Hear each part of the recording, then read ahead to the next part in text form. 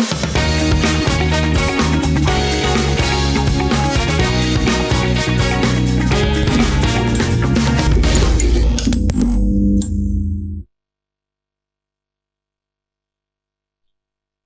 pemirsa, jumpa lagi di Ruang Tengah. Masih semangat semuanya ya. Ini udah jam 1:30 siang ya kalau waktu di Kota Makassar, teman-teman ya. Jadi pastinya harus semangat ya, karena di segmen ini akan ada yang berbeda. Karena kita tadi di segmen pertama kita sudah melihat bagaimana capaian dari Ruang Tengah. Ini sudah terpampang nyata di tengah-tengah kita. Dan di segmen tadi barusan kita juga melihat bagaimana capaian dari Bea Cukai Sulbaksel yang angkanya fantastis tadi.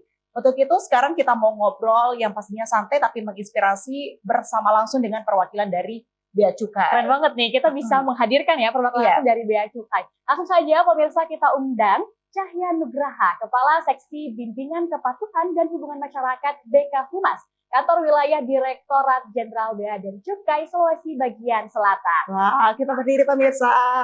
Selamat siang Bapak. Luar biasa sekali Bapak. Boleh Bapak. Terima kasih deh. Luar biasa. Begitu gagahnya ketika datang ya ke sini Zul. Bagaimana Zul? Gimana kabarnya Pak? Alhamdulillah sehat deh. Sehat ya. Kita sapanya Bapak aja. Boleh, kakak juga boleh. Kakak juga boleh. Kakak juga boleh. Kakak aja. Yeah. Ini pertama kali ya Komunis TV ya Pak? Kedua kali. Waktu itu pas ada acara di auditorium di bawah itu dengan adik-adik ya, IMEI. Sekarang dengan Unhas TV. Di program yang baru ini ya Pak ya? Iya. Pertama kalinya. Beruntung Pak, karena baru ini kita sudah dapat penghargaan Pak. Oh iya, keren. Iya boleh disitu Pak. Iya. Wah keren ya. 2025. Wah, selamat ya adik-adik ya. Keren. Alhamdulillah ya Pak. Ya pastinya Pak. Langsung ya Pak, kalau kita lihat tadi capaian kinerja dari Bea Cukai Sulbaksel yang angkanya fantastis. Boleh dong kita tanyakan sebenarnya fokus utama dari Bea Cukai saat ini tuh apa sih dalam hal ini melayani masyarakat? Oke, jadi Bea Cukai itu punya 4 tugas utama. Namanya RCTI. R itu Revenue Collector, menghimpun penerimaan negara. Ada bea masuk, bea keluar, dan cukai. Tadi yang adik sampaikan tadi, capainya 109% tadi. Kemudian yang kedua, C itu Community Protector. Jadi melindungi masyarakat dari barang-barang berbahaya. Tadi ada juga ada sampaikan kan, melindungi dari pemasukan NPP, narkotika, psikotropika, dan prekursor. Serta mungkin juga buku-buku atau paham-paham yang terkait dengan komunisme, kemudian hal-hal yang berbau pornografi, itu kita jaga. Kemudian yang T itu Trade Facilitator. Kita itu mendapatkan titipan dari 18 kementerian dan lembaga untuk melindungi industri dalam negeri. Makanya kadang bilang, wah kok Bea Cukai menghambat, padahal Bea Cukai itu mendapatkan titipan aturan dari 18 kementerian dan lembaga. Tapi kalau misalnya kita lihat di netizen ya, juga hal pasti banyak Bea Cukai itu dihujat. Kenapa kok barang ini serem? Padahal itu titipan. Contohnya misalkan pemasukan alat infus, pemasukan alat-alat kedokteran, terus ada izin edar dari Kementerian Kesehatan. Tidak sembarangan ya Pak? Nanti kalau misalkan sembarangan masuk bisa merugikan kesehatan warga negara kita kan. Kemudian yang terakhir adalah I, Industrial Assistance. Jadi Bea Cukai mendukung industri besar maupun industri kecil UMKM untuk terus berkembang eksis, meningkatkan perekonomian negara. Gitu deh. Itulah tugas pokok fungsi dari Bea Cukai tadi. Tadi RCTI ya, RCTI gitu, simple dan semua orang pasti ingat ya Pak. Gampang ngapalinya, betul. Iya. Nah Pak, tadi Bea Cukai ini banyak sekali melakukan tindakan penindakan seperti itu ya Pak. Kalau seberapa besar sih kayak porsi pelayanan publik dalam tugas Bea Cukai sendiri Bapak? Iya, jadi kalau porsinya tuh emang seimbang. Jadi antara pelayanan dan pengawasan itu seimbang. Jadi kalau misalnya pelayanan kami, bagaimana kami dengan pelayanan dan fasilitas terkait misalkan barang kiriman, barang bawaan penumpang, kemudian fasilitas misalkan kita bicara Unhas ya, itu ada fasilitas untuk pembebasan bea masuk dan pajak dalam rangka impor atas pemasukan barang-barang kebutuhan penelitian, pengetahuan umum. Jadi kalau misalkan nih laboratorium Fakultas Kedokteran Unhas itu pengen impor alat-alat dari luar negeri, itu bisa bebas bea masuk dan pajak, tapi mengajukannya melalui ke Bea Cukai. Itu jadi fungsi pelayanan di sini. Kemudian berikutnya selain tadi ada barang jemaah haji, itu juga diberikan fasilitas. Jadi misalkan kan memang jemaah haji di Sulawesi Selatan cukup besar ya, sehingga diberikan fasilitas oleh seluruh, nggak cuma Sulawesi Selatan, seluruh Indonesia itu diberikan fasilitas atas pemasukan barang-barang bawaan dan barang kiriman. Nah, untuk yang barang-barang bawaan, berapapun nilainya dari jemaah haji, itu diberikan fasilitas pembebasan bea masuk dan pajak dalam rangka impor. Tapi kalau untuk umroh, itu berlaku ketentuan seperti pemasukan wisatawan dari luar negeri atau dari Indonesia. Yang penting fasilitasnya sama nih, antara umroh dan perjalanan dari luar negeri. Itu beberapa fasilitas dari Bea Cukai untuk masyarakat Indonesia ini. Kemudian kalau terkait dengan pengawasan, bagaimana kita mengawasi, tadi saya sampaikan, pemasukan barang-barang dari luar negeri yang merugikan masyarakat, kemudian juga terkait dengan pengawasan atas barang kena cukai, yang terutama yang lagi hit sekarang ini kan terkait dengan rokok ilegal. Ya. Nah, kemudian bagaimana Bea Cukai menyikapi rokok ilegal itu tidak hanya dengan sistem untuk penanganannya, pengawasannya, tapi juga untuk mencegahnya. Nah, kemudian di Sulsel ini ada namanya SIHT, Sentra Industri Hasil Tembakau. Lokasinya di Kabupaten Sopeng. Nah, di SIHT Sopeng itu tujuannya ada menghimpun para pabrik rokok yang UMKM, yang kecil-kecil, supaya mereka itu bisa memproduksi, bisa bekerja dengan legal, patuh pada hukum yang ada, yaitu dengan membayar cukai. Itu deh. Jadi intinya antara pelayanan dan pengawasan itu berjalan seiring dan seirama. Oke, gitu. Sebelum jauh tadi ke barang-barang umroh juga wisata, Pak, mungkin bisa dijelaskan sedikit program pelayanan dari Bea Cukai yang paling bersentuhan dengan masyarakat langsung itu? Apakah ada yang spesifik atau semua program itu menyentuh ke masyarakat? Oh iya, jadi memang yang menyentuh ke masyarakat itu tentunya karena Bea Cukai itu kan instansi penjaga perbatasan. Di setiap negara itu pasti ada namanya CIQ, Custom Immigration Quarantine. Kalau custom itu ngurusnya terkait dengan lalu lintas barang. Kalau imigrasi terkait dengan lalu lintas orang. Kalau karantin itu lalu lintas atas hewan, ikan, dan tumbuhan. Nah, sehingga yang bersinggungan dengan masyarakat umum untuk terkait dengan kepabeanan itu adalah atas pemasukan barang dari dan ke luar negeri. Nah, kemudian kalau misalnya tadi pemasukan, dan saya informasikan ada barang kiriman, ada barang penumpang, barang bawaan penumpang, kemudian ada fasilitas yang untuk perguruan tinggi, pemasukan barang kebutuhan pengetahuan dan laboratorium. Nah, untuk ekspor, bagaimana Bea Cukai itu mendorong ekspor, terutama dari para UMKM dan industri. Tujuannya adalah meningkatkan devisa negara. Itu. Sangat jelas sekali penjelasan dari Bapaknya, saya jadi senang dengarnya, Pak. Oke, Pak, ini Pak, di sosial media tuh lagi marak-maraknya belanja online di luar negeri. Oh iya, betul. Saya jadi penasaran, kesalahan apa sih yang sering banget dilakuin oleh masyarakat kalau menerima barang kiriman dari luar negeri? Dan kita semua pasti mengetahui itu dan langsung dari Bapak gitu. Oke, ya. Jadi gini, kalau misalkan pembelian barang dari luar negeri, itu ada batasannya. Oke. Nah, jadi kalau misalkan dari harga 0 sampai 3 US dollar itu free. Tidak perlu bayar bea masuk dan pajak dalam rangka impor. 0 sampai 3 US dollar. Yang dari 3 US dollar sampai 1.500 itu ada tarifnya, yaitu sebesar 7,5% bea masuknya. Kemudian yang di atas 1.500 US dollar itu dikenakan tarif umum atau MFN, Most Favored Nation. Jadi tarifnya adalah umum sesuai dengan kalau misalnya kita impor biasa. Nah, kemudian yang dipastikan oleh teman-teman yang belanja online itu pastikan bahwa terkait dengan pembayaran bea masuk dan pajak dalam rangka impor tadi. Terus kemudian juga terkait dengan aturan larangan dan pembatasan.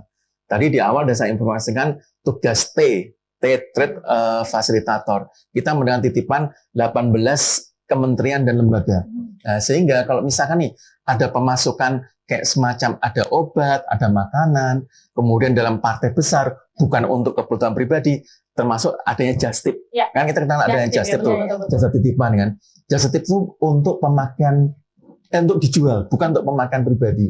Sehingga harus memenuhi ketentuan terkait dengan aturan larangan dan pembatasan. Nah, itu harus memenuhi, misalkan beli makanan, ya harus ada izin dari Badan POM. Sama halnya kayak waktu pas yang milk ban yang dari Thailand dulu tuh, itu juga sempat heboh juga kan. Betul. Bagaimana pemasukan makan dari Thailand, tapi di Indonesia pun belum ada izin dari Badan POM, sehingga ditegah sama Bea Cukai dan Badan POM pada saat kedatangan di bandara internasional, gitu deh.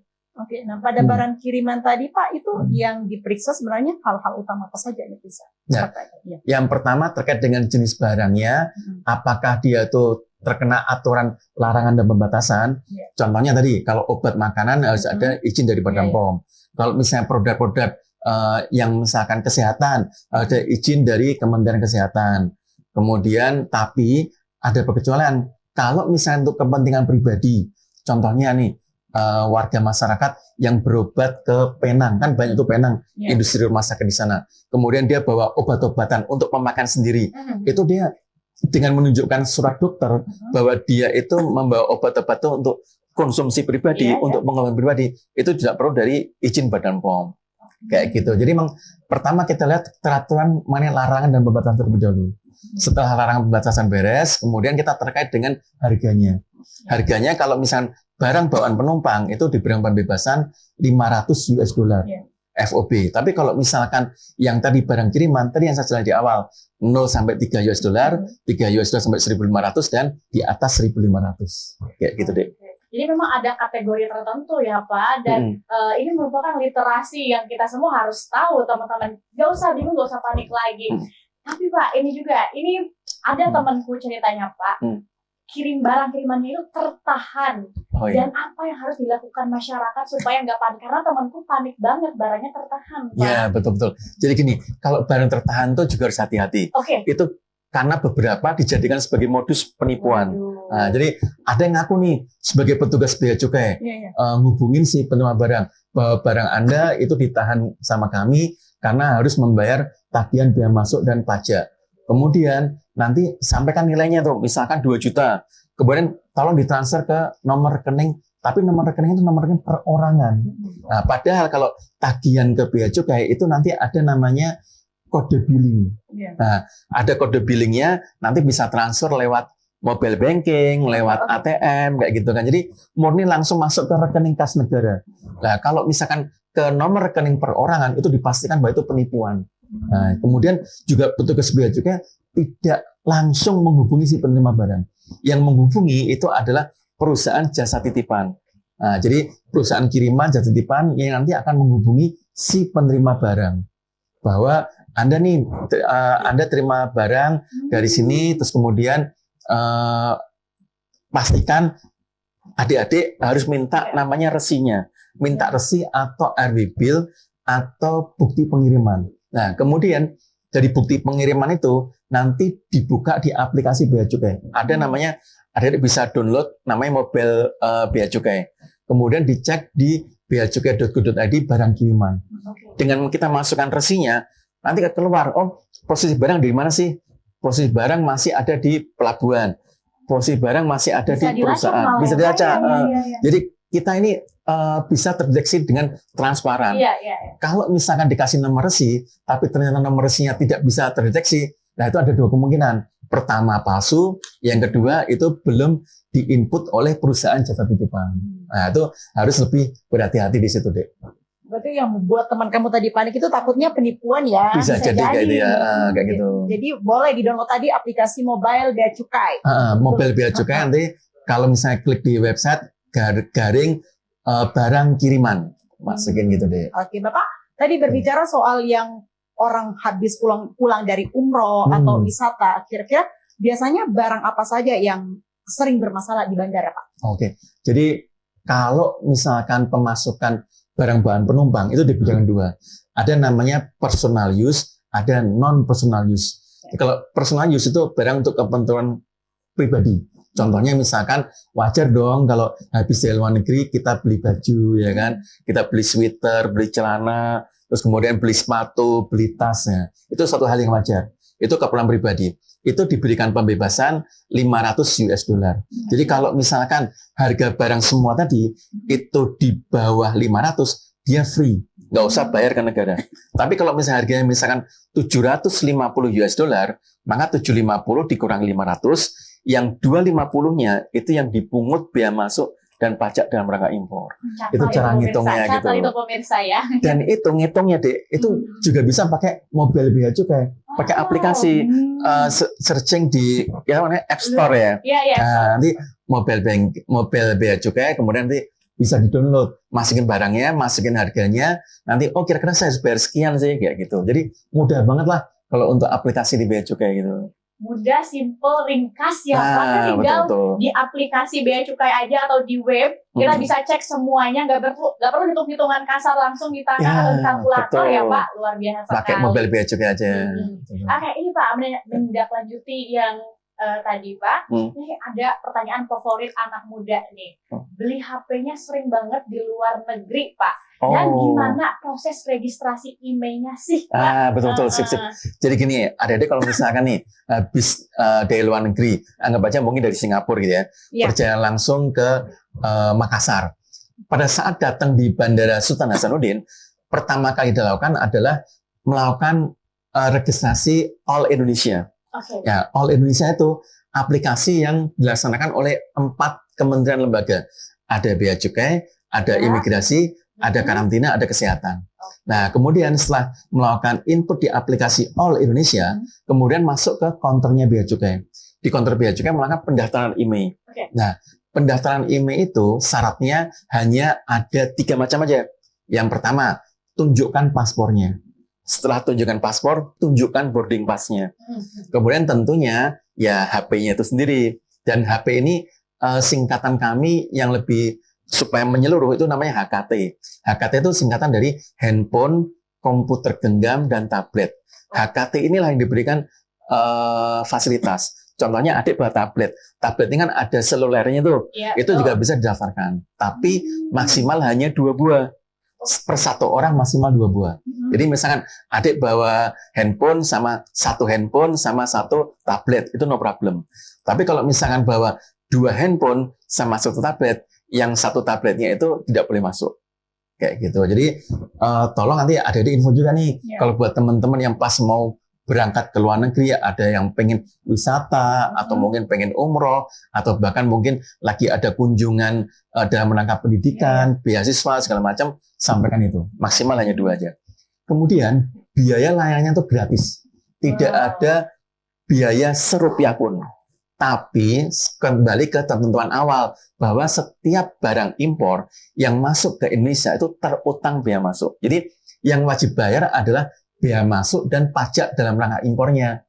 Pajak dalam rangka impor itu ada PPN, ada PPh pasal 22, dan ada PPNBM, pajak penjualan barang mewah. Nah, jadi kalau untuk biaya layanan itu gratis. Kayak gitu deh. Tapi kalau ini tadi Pak, kalau saya tidak dilakukan registrasi ini, itu apa-apa Pak? Itu sebenarnya enggak risiko ditanggung penumpang, misalnya gitu. Oke.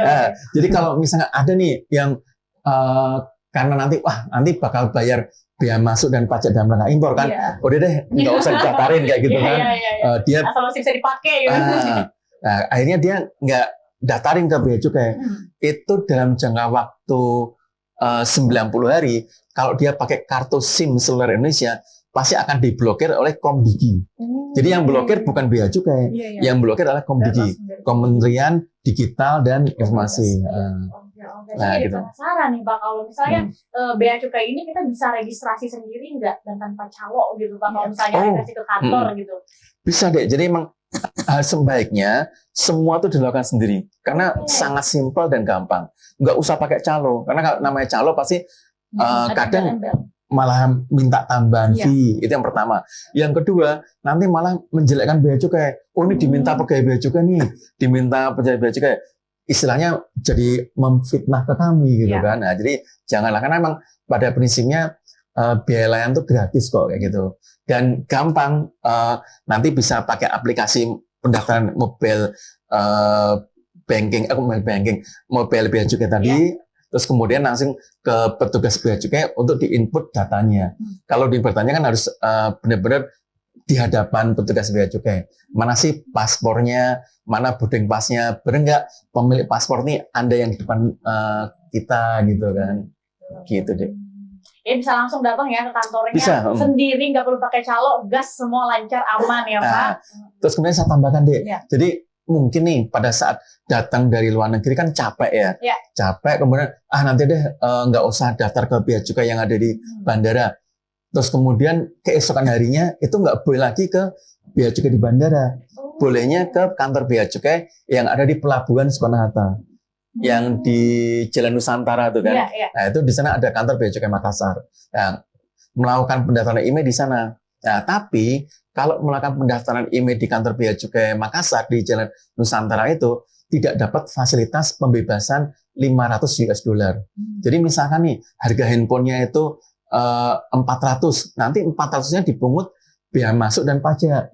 Padahal kalau pada saat dia datang dari luar negeri ke counternya bea cukai di bandara itu gratis kayak gitu. Jadi risikonya di situ, mending makanya walaupun capek sempet-sempetin lah langsung gitu ya, langsung kan sayang ada fasilitas dari pemerintah bebas bayar bea masuk dan PDRI, ya kita manfaatkan kayak gitu deh. Oke Pak. Sejauh ini modus yang sering mengatasnamakan bea cukai itu modus seperti apa? Nah, jadi ada namanya modus asmara, ya, gitu ya. Asmara. Gimana nih? Oh iya. Kadang namanya juga teman-teman ya. Kadang kita kan suka medsos kan. Kita pakai medsos, kemudian kenalan nih, misalkan sama cowok ganteng dari Eropa, misalkan. Ini dari saya. Iya. Waktu kenalan sama cowok dari Eropa. Kemudian nanti setelah kenalan sekian lama, kemudian si cowok ini janji, saya mau ngasih hadiah nih kamu. Mau dikasih misalkan handphone, mau dikasih perhiasan emas, mau dikasih uang tunai berupa euro atau US dollar kayak gitu kan. Kemudian dia foto nih, foto barang-barangnya. Apa sih adik berbunga-bunga kan? Gila, gue mau dikasih hadiah nih. Baru kenal 2 minggu misalkan kayak gitu. Kok udah dikasih pemurah banget gitu kan. Terus difotoin, difotoin dikirim. Ternyata kemudian dia telepon lagi. Riza, barangnya ketahuan bea cukai nih. Tolong dong, nanti ada orang bea cukai ngubungin, nanti akan dijelaskan apa yang harus dipenuhi gitu kan. Kemudian ada nih sekitar mungkin 1 jam, 2 jam, ada orang yang ngaku sebagai petugas bea cukai nelpon Dek Riza. Nanti bilang, Dek ini Anda harus membayar bea masuk dan pajak sekian juta untuk membayar atas barang kiriman yang dari Eropa tadi. Wah. Terus kemudian nanti transfer ke nomor rekening sekian, atas nama sekian. Nah, kalau udah transfer ke nomor rekening perorangan, itu pasti penipuan. Nah, jadi karena tadi di awal saya sampaikan bahwa pembayaran atas bea masuk dan pajak dan barang impor itu harus ke kode billing, langsung ke rekening kas negara. Kita masukkan kodenya, keluar nilai rupiahnya, langsung kita transfer. Itu yang resmi kayak gitu. Nah, ini karena Dik Risa mungkin udah berbunga-bunga hatinya, berbunga-bunga, wah, dapat hadiah dari cowok dari Eropa nih misalnya kayak gitu, langsung transfer. Padahal barangnya juga nggak ada. Tadi yang foto-foto misalkan ada handphone, ada perhiasan emas, itu cuma foto ngambil dari Google aja, ceklik gitu kan. Nah, itu modus penipuan, modus asmara. Yang berikutnya ada lagi. Yang kedua tuh adik-adik belanja barang online tapi melalui medsos. Nah, ini sebaiknya jangan. Kalau namanya belanja barang online yang melalui marketplace, ada yang warnanya hijau, ada yang warna oranye, ada warna biru gitu. Nggak boleh nyebut merek ya. Lain-lain ya Pak. Main warna-warna itu aja. Jadi lewat marketplace, kalau lewat marketplace terpercaya. Jadi udah pasti. Tapi kalau lewat medsos itu kadang modus tuh dipakai penipuan. Nah, kemudian nanti setelah belanja di situ adik udah transfer, ditelepon sama orang yang ngaku bea cukai bahwa adik ini beli barang online, misalkan dari Cina, harus membayar bea masuk dalam jangka waktu 24 jam. Kalau nggak bayar akan dijemput oleh kepolisian, misalkan kayak gitu. Diancam kayak gitu. Karena beberapa pernah curhat sama saya, datang ke kantor juga, Pak saya udah bayar nih, ini. Saya tunjukkan riwayat chattingnya tuh, sama foto-fotonya. Wah, ini penipuan nih, Dek. Ngapain sih percaya kayak gitu kan. Nah, itu jadi itu merupakan penipuan. Yang jelas kalau misalkan bea cukai itu nggak bakal nakut-nakutin, nggak bakal ngancem-ngancem. Bea cukai itu baik-baik kok. Contohnya yang di sini nih, baik-baik. Baik dan gagah. Jadi gitu. Itulah minimal ada 2 modus itu. Modus asmara sama modus pembelian lewat media sosial. Ya, ada aja gitu modusnya Pak. Asmara, saya nggak kepikiran soalnya di kepala asmara. Ketika Bapak bilang asmara, kayak gimana nih? Ternyata begitu. Wah, patut dihindari ya untuk hal-hal yang seperti itu. Harus diwaspadai pemirsa. Ingat ya, kalau bea cukai tadi nggak jahat-jahat kok. Oh iya, baik-baik kok bea cukai itu. Iya. Mungkin Pak, jelas mungkin ada pesannya Bapak untuk masyarakat agar lebih aman, kemudian nyaman dan tentunya tidak terjebak dari masalah yang berurusan dengan bea cukai. Ya, jadi yang pertama ingin saya sampaikan kepada para pemirsa bahwa pada kondisi seperti saat ini itu kita harus hati-hati, jangan mudah tertipu. Kemudian harus hati-hati kalau misalkan terkait ada seseorang yang mengaku sebagai petugas bea cukai kemudian meminta pembayaran sejumlah uang segala macam, jangan sampai dipercaya dan jangan sekalipun transfer ke nomor rekening yang nama perorangan. Karena kalau bea cukai terkait dengan tagihan atas bea masuk dan pajak itu memakai kode billing dan langsung ditransfer ke rekening kas negara. Itu yang pertama. Yang kedua, di Sulawesi Selatan ini kan juga kemarin sempat viral terkait dengan rokok ilegal. Jadi saya sampaikan bahwa tolong kepada pemirsa untuk mengkonsumsi, kalau misalkan udah emang suka sama rokok, mengkonsumsi rokok yang legal, rokok yang telah membayar pita cukai. Kemudian kalau misalkan menemukan informasi terkait adanya rokok ilegal, silakan DM ke akun medsos Bea Cukai Kambil Sulbaksel. Kami akan tindak lanjutin dan pasti kami jaga kerahasiaan dari para teman-teman semua pemirsa. Itu aja yang bisa kami sampaikan, Dek. Pesan buat para pemirsa. Luar biasa sekali ya. Ya Pak, sebelum ngobrol sama Bapak, saya tuh serem banget kalau misalnya berurusan dengan bea cukai. Tapi setelah ngobrol Pak, itu benar-benar ternyata nggak serem Pak.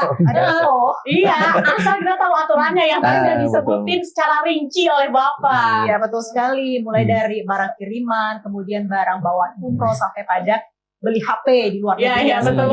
Jadi lebih jelas ya. Jadi nanti kalau misalnya ke luar negeri atau habis umroh, ya yang paling bukan kita lagi ya, tapi ya tetangga yang itu banyak. Dan yang penting ya pemirsa, jangan mudah percaya sama tadi ya Pak, chat, telepon, yang mengaku dari Bea Cukai, Asmara juga, tapi jangan mudah Modus percaya. Asmara, betul. Ya, betul.